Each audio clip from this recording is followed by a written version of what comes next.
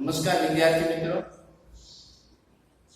આપણે પ્રકરણ 10 પ્રકાશ, પરાવર્તન અને વક્રીકરણ જેના અભ્યાસમાં ગયા વિડિયો લેક્ચરની અંદર આપણે અંતર્ગોળ અરીસા વડે મળતા વિવિધ પ્રતિબિંબો ના સ્થાન, પ્રકાર અને પરિમાણ એના વિશે આપણે વિસ્તૃત અભ્યાસ કર્યો. વિદ્યાર્થી મિત્રો, તેમાં ઘણા વિદ્યાર્થીઓના પ્રશ્નો પણ છે, જેમ કે પ્રતિબિંબ સમજાતા નથી. તો એના માટે એક સજેસ્ટ કરું તમને કે આપણે જે એની આગળના વિડિયોની અંદર સમજ્યા હતા કે એક કિરણો લઈ અને એ કિરણો અરીસા પરથી પરાવર્તન કેવી રીતે પામે છે એ આપણે સમજેલા છે. જેમ કે પ્રકાશનું સમાંતર કિરણ હોય તો એક બિંદુમાંથી પસાર થાય છે, પછી એક બિંદુમાંથી જતું હોય તો સમાંતર થઈ જાય છે, પી બિંદુ પર આપાત થાય તો એટલા જ ખૂણે પરાવર્તન પામે છે, અને સી બિંદુમાંથી પસાર થાય તો તે જ માર્ગે પાછું વળે છે. આ ચાર કિરણોનો જો વ્યવસ્થિત અભ્યાસ કરવામાં આવે તો આપણને એ ચાર કિરણોમાંથી કોઈ પણ બે કિરણો લઈ અને પ્રતિબિંબ વિશે ખૂબ સરળતાથી ભણી શકીએ. પ્રશ્ન પણ એવો જ હોય છે, તમને વસ્તુનું સ્થાન આપી દેવામાં આવે છે કે અંતર્ગોળ અરીસાની સામે આ જગ્યાએ વસ્તુ રાખવામાં આવે તો મળતા પ્રતિબિંબ માટે સ્થાન, પ્રકારને કદ સમજાવો અથવા લખો. તો આપણે આકૃતિ દોરીને બે કિરણો લઈ અને સરળતાથી સમજી શકીએ. બીજી એક વાત, ઘણા વિદ્યાર્થીઓએ પાઠ્યપુસ્તકની આકૃતિ દોરી. વિદ્યાર્થી મિત્રો, પાઠ્યપુસ્તકમાંથી તો આકૃતિ આપણે દોરવાની જ છે, પણ આપણને આકૃતિ દોરવામાં સરળતા રહે એવા બે કિરણો મેં સમજાવેલા. એક કિરણ મુખ્ય અક્ષને સમાંતર જ લેવાનું જે એક બિંદુમાંથી પસાર થાય, અને બીજું કિરણ પી બિંદુ પરથી લેવાનું જે તેટલા જ ખૂણે પરાવર્તન પામે. આ બે કિરણો જ્યાં ભેગા થાય ત્યાં પ્રતિબિંબ રચાય. આ બહુ સરળ આકૃતિ પડે છે, એટલા માટે બે કિરણો લઈ અને તમને સમજાવ્યું. મોટાભાગના વિદ્યાર્થીઓએ પાઠ્યપુસ્તકમાંથી સી બિંદુ વાળું કિરણ લીધેલું. હવે એમાં કેવું થાય છે કે ઘણીવાર વસ્તુ સી બિંદુથી અરીસા તરફ આવી જાય, એટલે કે સી અને એફ ની વચ્ચે, ત્યારે શું થાય કે કિરણ વસ્તુને ટોચ પર કેમ ઉપર લેવું પડે ને એને પાછું લઈ અને સી બિંદુને છેદવું પડે છે. એ પણ ચાલે છે, પણ સરળતાથી આકૃતિ દોરવી હોય તો એક બિંદુ સમાંતર કિરણ એક બિંદુમાંથી પસાર થાય એ લઈ શકાય, અને પી બિંદુ વાળું કિરણ પણ લઈ શકાય. નો ડાઉટ તમે ગમે તે કિરણ લઈ શકો છો, પણ આપણે પ્રેક્ટિસ માટે બધા કિરણોની આકૃતિઓ દોરી અને પ્રેક્ટિસ કરવાની હોય છે. એટલે હવે પછી જ્યારે તમે પ્રેક્ટિસ કરો ત્યારે તમારી રીતે આકૃતિ પાઠ્યપુસ્તકમાં છે એ તો છે, પણ તમારી રીતે ચાર કિરણોમાંથી કોઈ પણ બે કિરણો લઈ અને આકૃતિ દોરવાનો પ્રયત્ન કરવાનો છે. અને બીજી વાત કે આકૃતિ કોઈ પણ હોય એક કે બે વખત દોરવાથી આપણને મગજમાં બેસતી નથી. એટલે ઓછામાં ઓછું 5 થી 7 વખત તો તમારે પ્રેક્ટિસ કરવી જ પડે છે. એટલે આ બાબતને ધ્યાનમાં લઈ અને હવે પછીના ટોપિક પણ તમારે સમજવાના છે. આપણે અને એ પણ વાત કહો કે કોઈ પણ આકૃતિ પ્રયત્ન કરવા છતાં જો ન સમજાય તો તમે WhatsAppમાં પૂછી શકો છો. આકૃતિ જો તમને એ સમયે સમજાવવી શક્ય ન હોય તો નેક્સ્ટ વિડિયો લેક્ચરની અંદર બોર્ડ વર્ક કરીને તમને સમજાવીશ, જેથી કરીને એ સરળતાથી સમજી શકાય છે. અંતર્ગોળ અરીસાની આપણે જે વાત કરી, હવે એના ઉપયોગો જોઈએ. અંતર્ગોળ અરીસા વડે વિવિધ પ્રતિબિંબ કેવી રીતે મળે છે એ તો આપણે જોયું. અહીંયા તો આ બહિર્ગોળ અરીસા દોરેલા છે, પણ આ ટોપિક છે એ આગળનો છે. અંતર્ગોળ અરીસાની જે આપણે વાત કરી એના ઉપયોગ, તો અંતર્ગોળ અરીસામાં આપણે એક તો એવું ભણ્યા, આવો છે અંતર્ગોળ અરીસો. એટલે સમાંતર કિરણો આવે તો સમાંતર કિરણો છે એ બધા એક જગ્યાએ કેન્દ્રિત થાય છે, એક બિંદુ પર. ફરીવાર અંતર્ગોળ અરીસો આવી ગોળાઈ ધરાવે છે, અંદરની સાઈડ ચળકાટ ધરાવતી સપાટી હોય. એટલે સમાંતર કિરણો હોય એ એક બિંદુ પર કેન્દ્રિત થાય છે, ભેગા થાય છે. અથવા તો જો એક બિંદુ પર વસ્તુ હોય, અહીંયા ધારો કે ટોર્ચ છે, તો શું થાય કે કિરણો બધા અરીસા પર જાય આવી રીતે, તો શું થાય કે બધા કિરણો પાછા સમાંતર થઈ જાય. એ આપણે ભણ્યા છે એક બિંદુ પર વસ્તુ હોય તો પરાવર્તિત કિરણો એકબીજાને સમાંતર. આ બાબતને ધ્યાનમાં લઈ અને અંતર્ગોળ અરીસાના ઉપયોગો સમજાવવામાં આવે છે. જેમ કે ટોર્ચ એટલે કે બેટરી, સર્ચલાઇટ. સર્ચલાઇટ ક્યાં જોવા મળશે આપણને કે ઘણી વખત આપણા આર્મીના જવાનો પણ એ સર્ચલાઇટનો ઉપયોગ કોઈ ત્રાસવાદી અથવા દુશ્મનોને એના વિસ્તારની અંદર શોધવા માટે ઉપયોગ કરે, અથવા તો સર્કસની અંદર અથવા તો કોઈ રિયાલિટી શો હોય તો સ્ટેજ ઉપર પેલા ચકડા જે ગોળ ગોળ થાય છે એ પાડવા માટે સર્ચલાઇટનો ઉપયોગ થાય. ત્યાર પછી વાહનોની હેડલાઇટ, મીન્સ કે વાહનોની આગળ જે લાઇટ હોય એ હેડલાઇટ, એની અંદર અંતર્ગોળ અરીસાનો ઉપયોગ થાય છે. હવે કેવી રીતે થાય છે એ સમજીએ આપણે. જો અહીંયા આકૃતિ હોય, આ અંતર્ગોળ અરીસો. હવે આપણે જાણીએ છીએ કે અહીંયા એક બિંદુ હોય તો અહીંયા બે બાબતો સમજી શકાય કે જો એક બિંદુ પર વસ્તુ રાખેલી હોય તો શું થાય કે પ્રકાશના કિરણો અરીસા પર જાય આવી રીતે.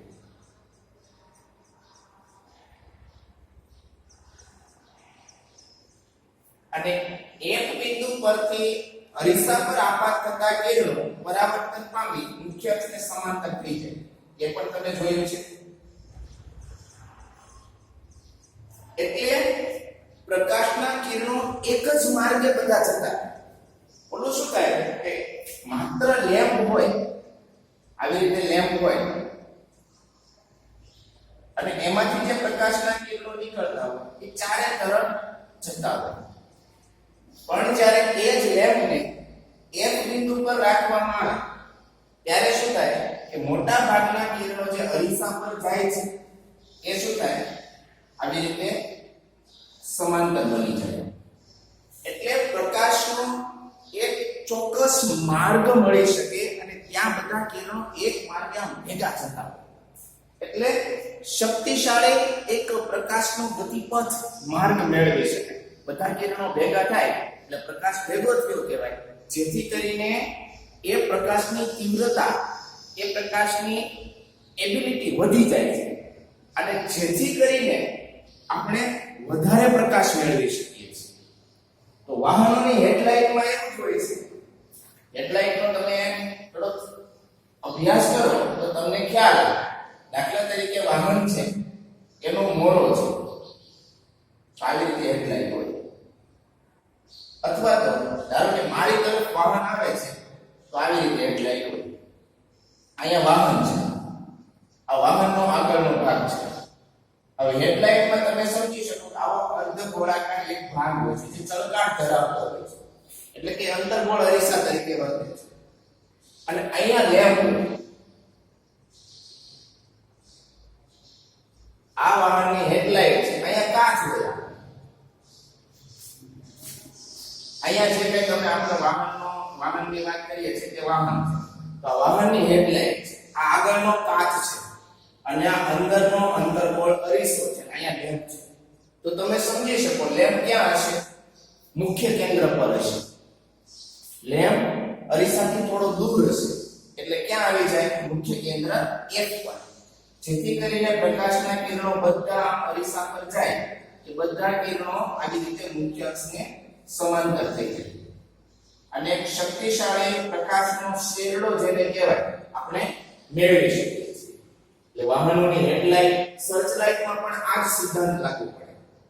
સર્ચ લાઇટમાં પણ અંતર્ગોળ અરીસો હોય છે. કોઈ પણ ટેકનિક તમે જુઓ તો આવી રીતે એનો આકાર હોય. એટલે આ અંતર્ગોળ અરીસા તરીકે વર્તે છે. અહીંયા લેમ્પ હોય તો લેમ્પ વડે પ્રકાશના કિરણો બધા એકબીજાને સમાંતર અરીસા વડે થઈ જાય અને એ કિરણો સીધી દિશામાં ગતિ કરે છે. પછી ટોર્ચ, સર્ચ લાઇટ, વાહનોની હેડલાઇટ વગેરેમાં પ્રકાશનું શક્તિશાળી કિરણ જૂથ મેળવવા આને કિરણ જૂથ કહેવાય. કારણ કે જો આ ભાગ ન હોત ને તો કિરણો ચારે બાજુ વિખેરાઈ જાય. પણ શક્તિશાળી અંતર્ગોળ અરીસો હોવાને કારણે વાહનની હેડલાઇટમાં જે અંદરનો ચળકાટ વાળો ભાગ હોય એ અંતર્ગોળ અરીસા જેવું કામ કરે છે. એના કારણે પ્રકાશનું કિરણ જૂથ મળે જે શક્તિશાળી હોય, સીધી દિશામાં ગતિ કરે, જેથી કરીને આપણે વધારે પ્રકાશ મેળવી શકીએ છીએ. બીજું, દાઢી કરવાના અરીસામાં ચહેરાનું મોટું પ્રતિબિંબ મેળવવાનું. હવે અંતર્ગોળ અરીસામાં મોટું પ્રતિબિંબ ક્યારે મળે છે મિત્રો? આ અંતર્ગોળ અરીસો છે તેમાં મોટું પ્રતિબિંબ મેળવવા માટે વસ્તુને ક્યાં, જો અહીંયા એક બિંદુ હોય, કારણ કે પ્રકાશના કિરણો સમાંતર આવે એક બિંદુ પર કેન્દ્રિત થાય, તો એક બિંદુ અહીંયા હોય તો વસ્તુને F અને P ની વચ્ચે રાખવામાં આવે અહીંયા, તો પ્રતિબિંબ કેવું મળે છે? આભાસી, ચપટું અને મોટું અરીસાની પાછળ આવી રીતે. F બિંદુ અહીંયા વસ્તુ, અહીંયા P બિંદુ, તો શું થાય? જો એટલે પ્રતિબિંબ અહીંયા મોટું મળે આવી રીતે. હવે આપણે દાઢી કરવા માટે જ્યારે અંતર્ગોળ અરીસાનો ઉપયોગ કરીએ ત્યારે અંતર્ગોળ અરીસો ચહેરાની એકદમ નજીક લઈ જવામાં આવે. કેટલે સુધી નજીક લઈ જવામાં આવે? એ અંતર્ગોળ અરીસાના મુખ્ય કેન્દ્ર અને P ની વચ્ચે આપણો અરીસો રહે ત્યાં સુધી. મુખ્ય કેન્દ્ર F અને P ની વચ્ચે આપણો મુખ રહે એટલો અરીસો આપણી નજીક રાખવામાં આવે તો એ પ્રતિબિંબ આભાસી, ચપટું અને મોટું મળશે, જેથી કરીને ચહેરાના સૂક્ષ્મ વાળ એને સરળતાથી જોઈ શકાય છે. દાઢી કરવાના અરીસામાં કેવી રીતે આપણે મોટું પ્રતિબિંબ મેળવી શકીએ? કારણ કે ત્યાં અંતર્ગોળ અરીસો હોય છે. અંતર્ગોળ અરીસામાં બે વખત મોટું પ્રતિબિંબ મળે છે. એક તો વસ્તુ F અને C ની વચ્ચે હોય ત્યારે વાસ્તવિક અને ઉલટું મળે છે, એટલે થોડું જ મોટું મળે છે. આપણે ઉલટા પ્રતિબિંબની જરૂર નથી, આપણે તો મોટું અને ચત્તું મળવું જોઈએ. તો અંતર્ગોળ અરીસામાં મોટું અને ચત્તું પ્રતિબિંબ ક્યારે મળે છે? વસ્તુ P અને F ની વચ્ચે હોય ત્યારે. વસ્તુ તરીકે આપણું મુખ લઈએ અને અરીસો નજીક લઈ જઈએ તો નજીક એટલે કે P અને F ની વચ્ચે આપણું મુખ આવી ગયું. પરિણામે શું થાય કે મુખનું પ્રતિબિંબ આભાસી, ચત્તું અને મોટું મળે છે, જેથી આપણે સરળતાથી વાળ જોઈ શકીએ છીએ.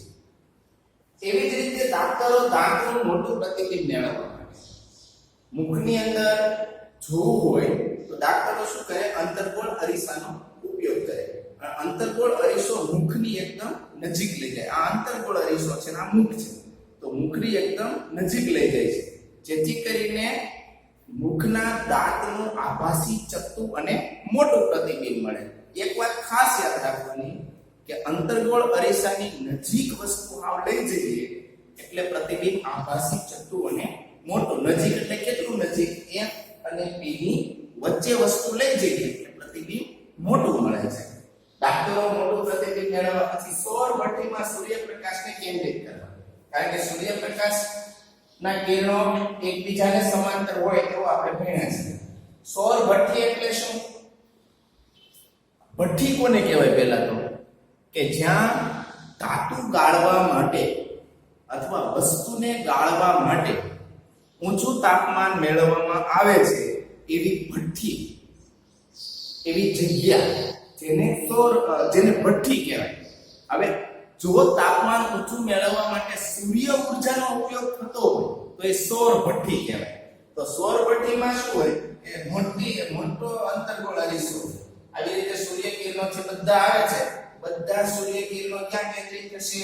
મુખ્ય કેન્દ્ર F પર. આવા અસંખ્ય લાખો કરોડો અ, સૌર કિરણો બધા એક જ જગ્યાએ કેન્દ્રિત થાય છે અને એક પર જે તાપમાન મળે એ ખૂબ વધારે તાપમાન મળે, જેથી કરીને સૌર ભઠ્ઠીનું તાપમાન વધારે હોવાથી ત્યાં ધાતુને કે કોઈ પણ વસ્તુને ઓગાળવી હોય તો સરળતાથી ઓગાળી શકીએ છીએ. એટલે સૌર ભઠ્ઠીની અંદર સૂર્યપ્રકાશને કેન્દ્રિત એટલે કે એક જગ્યાએ ભેગો કરવા માટે અંતર્ગોળ અરીસાનો ઉપયોગ થાય છે. ત્યાર પછી આપણે વાત આવે છે કે બહિર્ગોળ અરીસાના પ્રતિબિંબની રચના. આપણે અંતર્ગોળ અરીસાના ઉપયોગો ભણ્યા, ક્યાં ક્યાં ઉપયોગ થાય છે એ લખવાનું હોય અથવા તો કેવી રીતે ઉપયોગ થાય છે. ઘણીવાર એવું પણ બને કારણ જણાવો. દાઢી કરવાના અરીસામાં અંતર્ગોળ અરીસાનો ઉપયોગ થાય છે. કારણ જણાવો એવું પણ પૂછાઈ શકે. અથવા તો કારણ જણાવો, દાંતરો દાંતનું મોટું પ્રતિબિંબ મેળવવા અંતર્ગોળ અરીસાનો ઉપયોગ કરે છે. તો આપણે કારણમાં એવું લખી શકીએ, કારણ કે અંતર્ગોળ અરીસામાં વસ્તુને અરીસાની પાસે એટલે કે P અને F ની વચ્ચે રાખવામાં આવે ત્યારે પ્રતિબિંબ આભાસી, ચત્તું અને ખૂબ મોટું મળે છે. પરિણામે દાક્તરો અથવા તો દાઢી કરવાના અરીસામાં ચહેરાને અરીસાની એકદમ નજીક રાખવામાં આવે જેથી એનું પ્રતિબિંબ આભાસી, ચત્તું અને મોટું મળે છે, જેથી સ્પષ્ટ જોઈ શકે છે. તેથી તેનો ઉપયોગ થાય છે. એવું કારણ આપણે લખી શકીએ. આપણે કારણ ક્યાંથી શોધી શકીએ? જે અરીસાના આપણે પ્રતિબિંબ મેળવ્યા એમાં છેલ્લું જે પ્રતિબિંબ હતું એ આપણું કારણ હોઈ શકે છે. ત્યાર પછી બહિર્ગોળ અરીસાના પ્રતિબિંબની રચના. અંતર્ગોળ અરીસામાં આપણને 6 પ્રતિબિંબ મળ્યા. બહિર્ગોળ અરીસામાં 2 જ પ્રકારના પ્રતિબિંબ. આ બહિર્ગોળ અરીસો છે. એક તો વસ્તુને ક્યાં રાખવાની? અનંત અંતરે. વસ્તુને અનંત અંતરે રાખીએ ત્યારે આવી રીતે મુખ્ય અક્ષને સમાંતર કિરણો આવે એ આપણે આગળના વિડિયો લેક્ચરની અંદર જોયું છે. વસ્તુને અનંત અંતરે રાખતા પ્રકાશના કિરણો મુખ્ય અક્ષને સમાંતર મળે છે અને સમાંતર કિરણો છે આ કિરણો ઉપર તરફ જાય. એવી રીતે ઉપર તરફ જાય કે પાછળ તરફ લંબાવતા એક બિંદુને છેદે. જાય ઉપર પણ પાછળ તરફ લંબાવતા એક બિંદુને આભાસી રીતે છેદે છે. એવી જ રીતે આ બીજું કિરણ છે એ નીચે જતું રહેશે પણ પાછળ તરફ લંબાવતા એ પણ એક બિંદુને છેદે છે. એટલે એનો મતલબ કે આવા જો અસંખ્ય કિરણો લેવામાં આવે તો તમામ સમાંતર કિરણો વિકેન્દ્રિત થશે. ઉપર જે સમાંતર કિરણો આવશે એ ઉપર તરફ જશે, નીચે જે સમાંતર કિરણો આવે નીચે જશે, એટલે વિકેન્દ્રિત થશે, એકબીજાથી દૂર જશે. પણ એને પાછળ તરફ લંબાવો તો એક બિંદુ પર કેન્દ્રિત થાય એવો ભાસ થાય છે. એટલે પ્રતિબિંબ કેવું મળે છે? પ્રતિબિંબનું સ્થાન એક બિંદુ પર, અરીસાની પાછળ પ્રતિબિંબનું સ્થાન. પ્રતિબિંબનું સ્થાન ક્યાં? એક બિંદુ પર. વસ્તુનું સ્થાન અનંત અંતરે, પ્રતિબિંબનું સ્થાન એક પર. પછી પ્રતિબિંબનો પ્રકાર તો આભાસી છે કે વાસ્તવિક? તો કે આભાસી, કારણ કે કિરણો આપણે કેન્દ્રિત કર્યા છે, જાતે થયા નથી, પાછળ તરફ લંબાવ્યા છે. એટલે પ્રતિબિંબ કેવું મળશે? પ્રકાર આભાસી. અને આભાસી પ્રતિબિંબ હંમેશા ચત્તું હોય છે અને કદ કેવું છે? અત્યંત નાનું, ખૂબ નાનું પ્રતિબિંબ મળે છે. એટલે અંતર્ગોળ અરીસા બહિર્ગોળ અરીસામાં વસ્તુને જો અનંત અંતરે રાખવામાં આવે તો પ્રતિબિંબ અરીસાની પાછળ, પ્રતિબિંબનું સ્થાન અરીસાની પાછળ એક બિંદુ પર. પ્રતિબિંબનો પ્રકાર આભાસી અને ચત્તુ, અને પ્રતિબિંબનું કદ અત્યંત નાનું, કારણ કે સૂર્ય મોટો છે એનું કદ અત્યંત પ્રતિબિંબ નાનું તીરડી સ્વરૂપે મળે છે. એવી જ રીતે વસ્તુને અરીસાની સામે ગમે ત્યાં ચોક્કસ અંતરે મૂકી દો. અહીંયા ધારો કે હું અહીંયા રાખું છું. વસ્તુને ચોક્કસ અંતરે અરીસાની સામે રાખો તો શું થશે? બે કિરણો આપણે લઈએ, એક કિરણ મુખ્ય અક્ષને સમાંતર,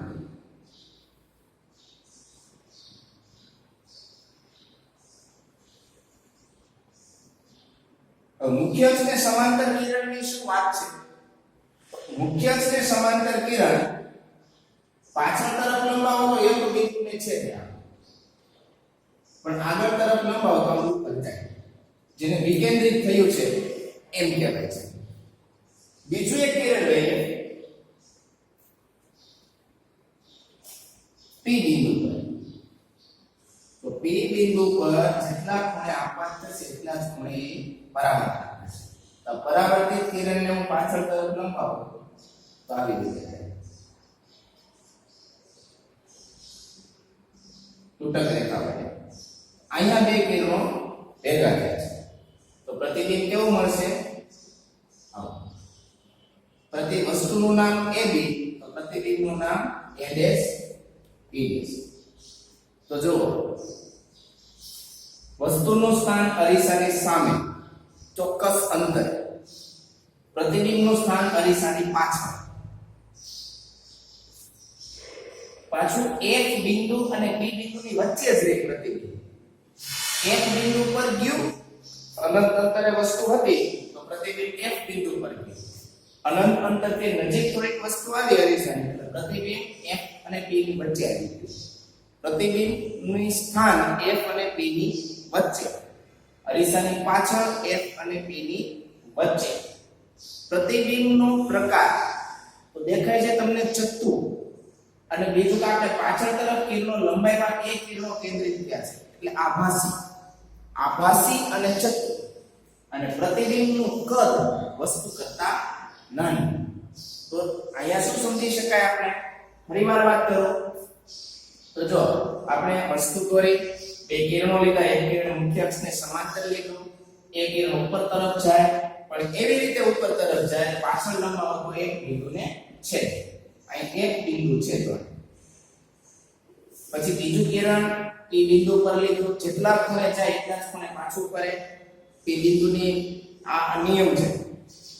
આ પરાવર્તિત કિરણને પાછળ તરફ લંબાવ્યું તો યામ ગયું, આ બે કિરણો ભેગા થયા, જ્યાં પ્રતિબિંબ એનું પ્રતિબિંબ A ડેશ થાય, નીચે B ડેશ. એટલે પ્રતિબિંબનું નામ A ડેશ B ડેશ. પ્રતિબિંબનું સ્થાન અરીસાની પાછળ P અને F ની વચ્ચે. અને પ્રતિબિંબનો પ્રકાર આભાસી ચત્તુ અને કદ નાનું. અહીંયા એક સમજાવી દઉં કે પ્રતિબિંબ હંમેશા P અને F ની વચ્ચે રહેશે. વસ્તુ અનંત અંતરે હોય તો F પર પ્રતિબિંબ, અનંત અંતરથી જેવું નજીક આવે પ્રતિબિંબ P પર આવતું જાય, P તરફ. એટલે અંતર્ગોળ અરીસા વડે આપણે આગળ જે ભણ્યા છીએ એમાં જે આભાસી પ્રતિબિંબ મળે છે, અહીંયા હમણાં વાત કરી, અંતર્ગોળ અરીસામાં મળતું આભાસી પ્રતિબિંબ ચત્તુ અને મોટું હોય છે, જ્યારે બહિર્ગોળ અરીસામાં મળતું આભાસી પ્રતિબિંબ ચત્તુ અને નાનું હોય છે. તો તમને પૂછવામાં આવે કે કયા અરીસા વડે આભાસી ચત્તુ અને નાનું પ્રતિબિંબ મેળવી શકાય છે? તો આપણો બહિર્ગોળ અરીસો. કયા અરીસા વડે આભાસી ચત્તુ અને મોટું પ્રતિબિંબ મેળવી શકાય છે? તો અંતર્ગોળ અરીસો, જે આગળના વિડિયો લેક્ચરની અંદર આપણે જોયું. વસ્તુને P અને F ની વચ્ચે રાખી ત્યારે આભાસી ચત્તુ અને મોટું પ્રતિબિંબ મળે છે. તો તમારે અહીંયા પ્રતિબિંબ ઉપરથી અરીસાના પ્રકાર કેવા પડે? તમને એવું કહેવામાં આવે કે આભાસી પ્રતિબિંબ કયા અરીસા વડે મેળવી શકાય છે? તો ખાલી આભાસી કીધું છે તો અંતર્ગોળ અરીસા વડે પણ મેળવી શકાય છે, બહિર્ગોળ અરીસા વડે પણ મેળવી શકાય છે, અને સમતલ અરીસા વડે પણ આભાસી પ્રતિબિંબ મેળવી શકાય છે. આભાસી પ્રતિબિંબ ત્રણેય અરીસા વડે મેળવી શકાય છે. હવે તમને પૂછે આભાસી અને મોટું પ્રતિબિંબ ક્યાં મેળવી શકાય છે? તો અંતર્ગોળ અરીસા વડે આભાસી અને મોટું પ્રતિબિંબ મળે છે. બહિર્ગોળ અરીસા વડે આભાસી અને નાનું પ્રતિબિંબ મળે છે. અને સમતલ અરીસા વડે આભાસી ને વસ્તુના કદ જેવડું પ્રતિબિંબ, જે આપણે પહેલા વાત કરેલી કે ભાઈ આપણી સામે સમતલ અરીસો એટલે જે આપણો અરીસો આપણે જે રોજબરોજના જીવનમાં ઉપયોગમાં લઈએ છીએ એ અરીસો મોઢું જોવા માટે, એ અરીસો છે એમાં આપણા જેવડું પ્રતિબિંબ અને આભાસી હોય છે. આભાસી ચત્તુ ને વસ્તુના કદ જેવડું પ્રતિબિંબ સમતલ અરીસો, આભાસી ચત્તુ ને વસ્તુ કરતા મોટું પ્રતિબિંબ અંતર્ગોળ અરીસો, ચાર નંબર વાત કરીએ અને આભાસી ચત્તુ અને નાનું પ્રતિબિંબ બહિર્ગોળ અરીસો. વાસ્તવિક પ્રતિબિંબ માટે હંમેશા અંતર્ગોળ અરીસાનો ઉપયોગ થાય છે. વાસ્તવિક પ્રતિબિંબ તો ઉલટું હોય છે અને વાસ્તવિક પ્રતિબિંબ ત્રણેય મળે છે. તો વિચાર, અંતર્ગોળ અરીસામાં જે આપણે જોઈ પેલી 5 આકૃતિ ગયા લેક્ચરમાં, તો અંતર્ગોળ અરીસામાં જે પ્રતિબિંબ મળે છે એમાં વાસ્તવિક ઉલટું ને વસ્તુ કરતા મોટું પણ મળ્યું, વસ્તુ જેવડું પણ મળ્યું. જે C બિંદુ પર વસ્તુ આપણે રાખી ત્યારે પ્રતિબિંબ એ C બિંદુ પર મળ્યું અને વસ્તુ જેવડું. અને આભાસી ચત્તુ અને વસ્તુ કરતા નાનું પ્રતિબિંબ પણ મળ્યું. એટલે વાસ્તવિક ઉલટું અને વસ્તુ કરતા નાનું પ્રતિબિંબ પણ મળ્યું. ફરીવાર અંતર્ગોળ અરીસા વડે વાસ્તવિક પ્રતિબિંબ મળે છે. આ વાસ્તવિક પ્રતિબિંબ વસ્તુ કરતા મોટા પણ હોય, વસ્તુ જેવડા પણ હોય અને વસ્તુ કરતા નાના પણ હોય. વાસ્તવિક પ્રતિબિંબ. અંતર્ગોળ અરીસા વડે આભાસી પ્રતિબિંબ પણ મળે છે. છઠ્ઠી આકૃતિ, એમાં વસ્તુ કરતા મોટું હોય. એટલે વાસ્તવિક પ્રતિબિંબ માટે માત્ર અંતર્ગોળ અરીસો, આભાસી પ્રતિબિંબ માટે બહિર્ગોળ અરીસો અને સમતલ અરીસો.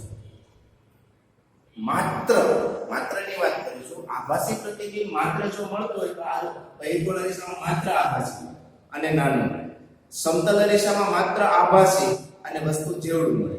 જ્યારે અંતર્ગોળ અરીસામાં આભાસી અને વાસ્તવિક બંને મળે છે, પણ આભાસી એક જ વખત મળે છે. છેલ્લું પ્રતિબિંબ આપણે જોયું મોટું મળે તે. આવી રીતે અરીસામાંથી મળતા પ્રતિબિંબોની કમ્પેરિઝન કરી, સરખામણી કરી આપણે વિવિધ પ્રતિબિંબો મેળવી શકીએ છીએ.